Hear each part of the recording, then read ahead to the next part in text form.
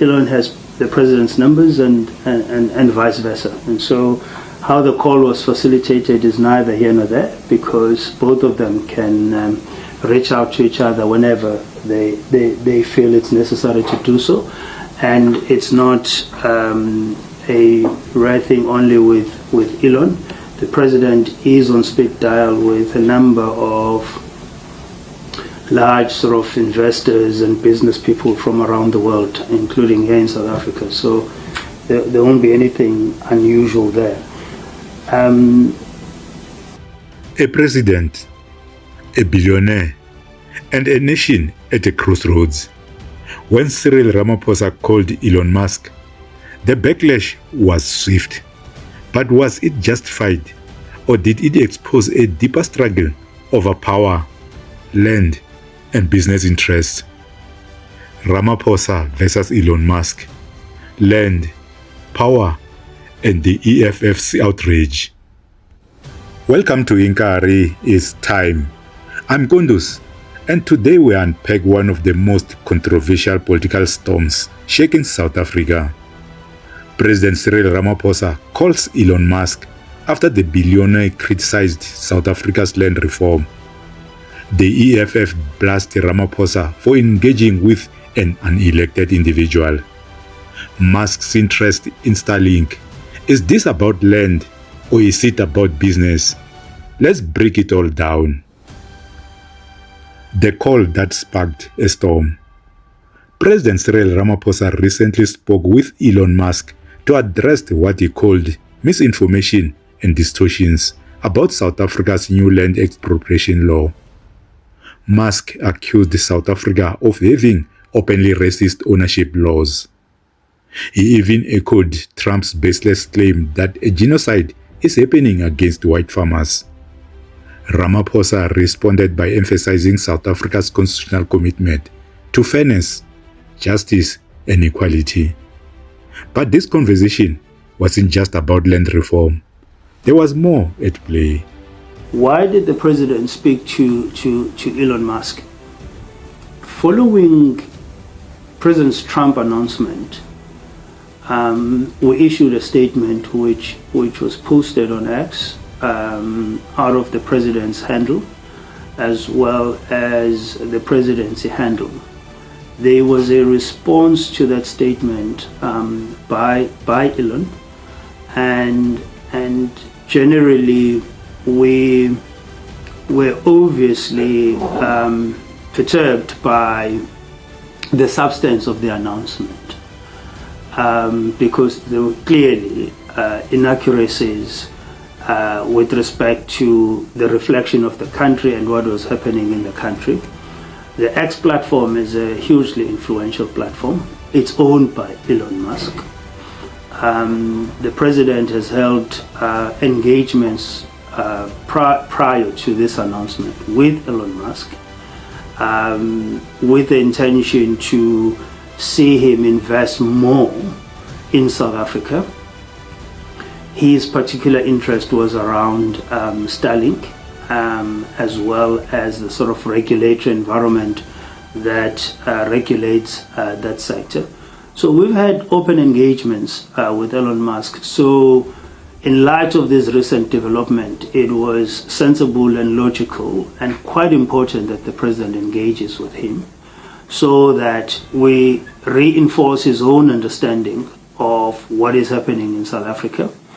And we flag our concern with respect to the disinformation that we saw in the announcement by President Trump, but also in his own response to our statement. The president was quite emphatic in saying South Africa does not have racist ownership laws. All our laws take their cue from our constitution. And where they do not meet constitutional muster, we have an independent judiciary that deals with those issues without any political interference whatsoever. And these are South Africa's strengths that we're going to be repeating over and over and over again, not only to the Trump administration, but to others who may begin to have some form of doubt about the state of this country, that we have a highly regarded, highly respected independent judiciary, that we have highly sophisticated legal framework which is based on a well-respected constitution around the world.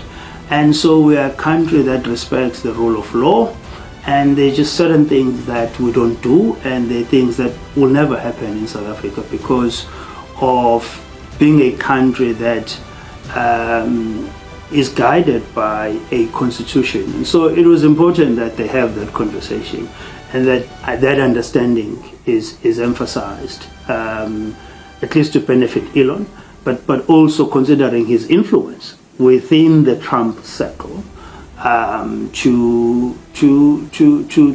the president to deliver that message. The EFF's fiery response. The economic freedom fighters didn't hold back.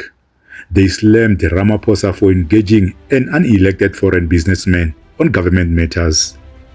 The EFF argues that Elon Musk's involvement isn't just about land. He has business interests too. Musk wants to introduce Starlink in South Africa, but local laws require foreign-owned satellite companies to be at least 30% black-owned under triple BEE policies.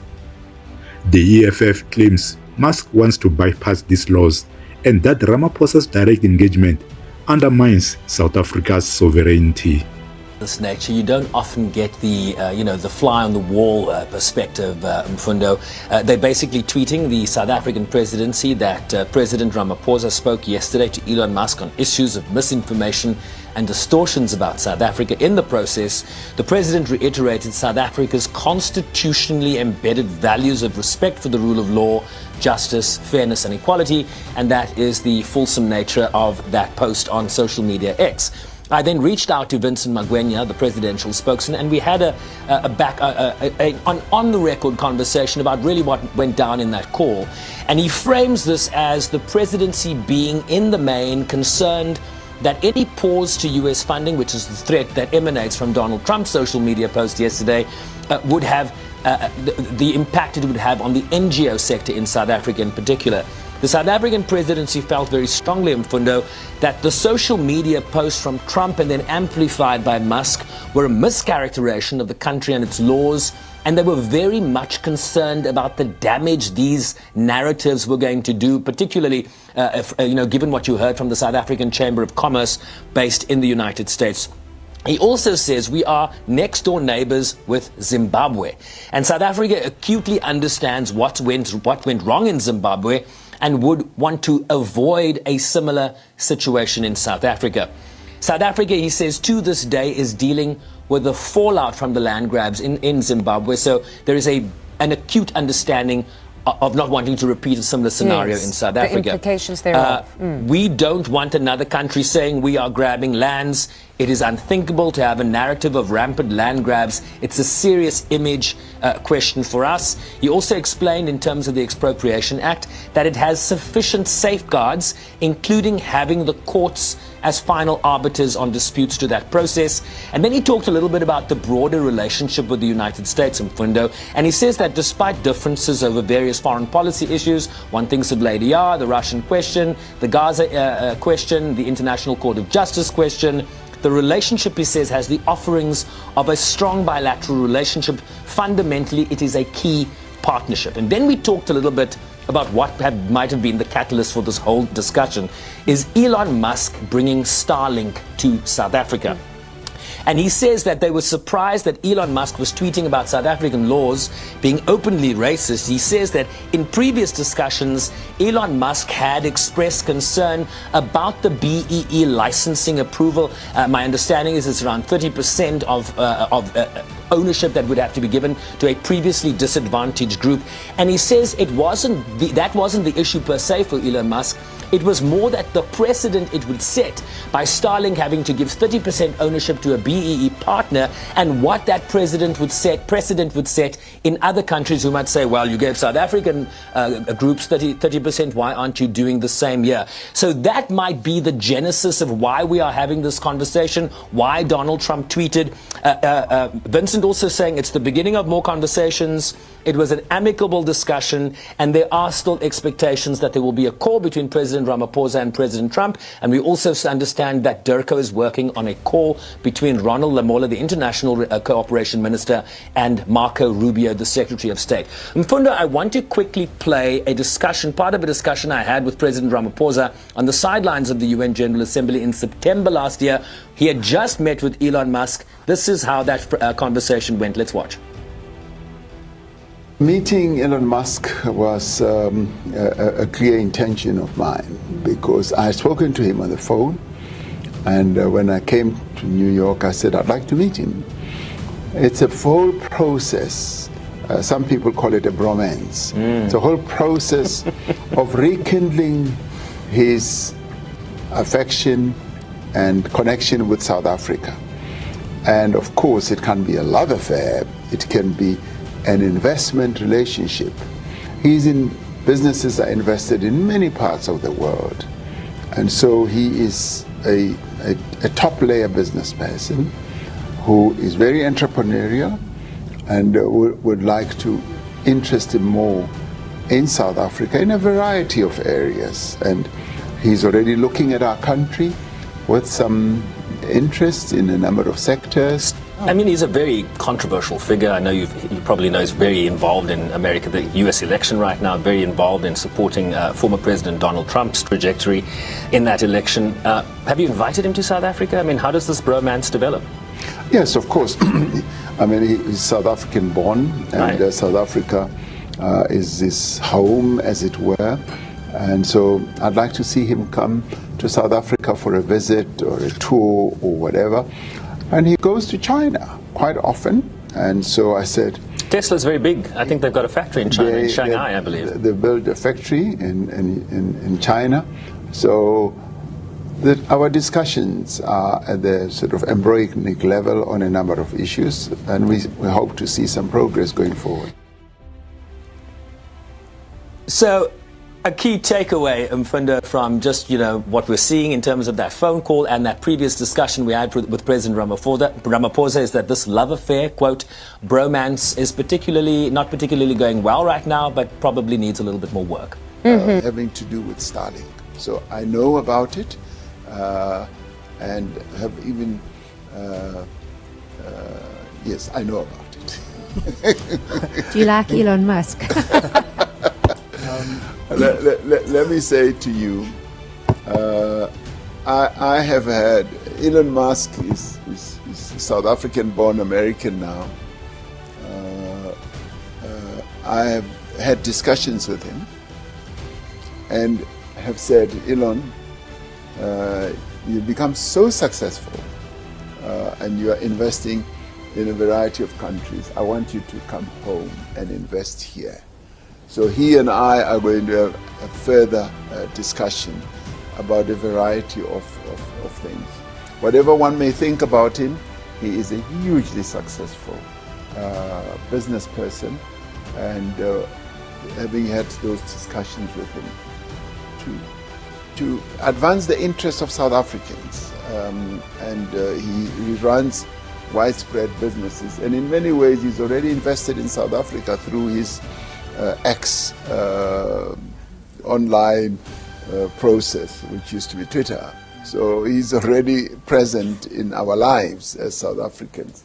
So I will be taking further discussions about how we can attract Elon Musk to come and invest here in South Africa.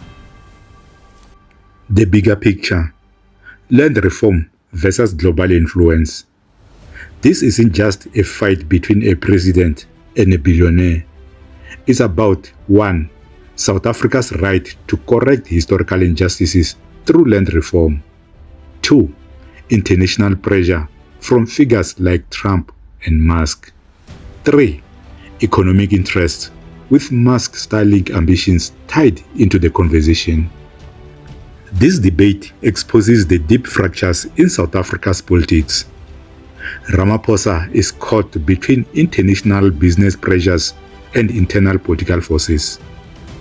The EFF stance raises questions about sovereignty. Should the president discuss national laws with an unelected billionaire? Musk's motivations remain unclear. Does he truly care about South Africa's land laws, or is he just protecting his business interests? This is a conversation every South African should be involved in.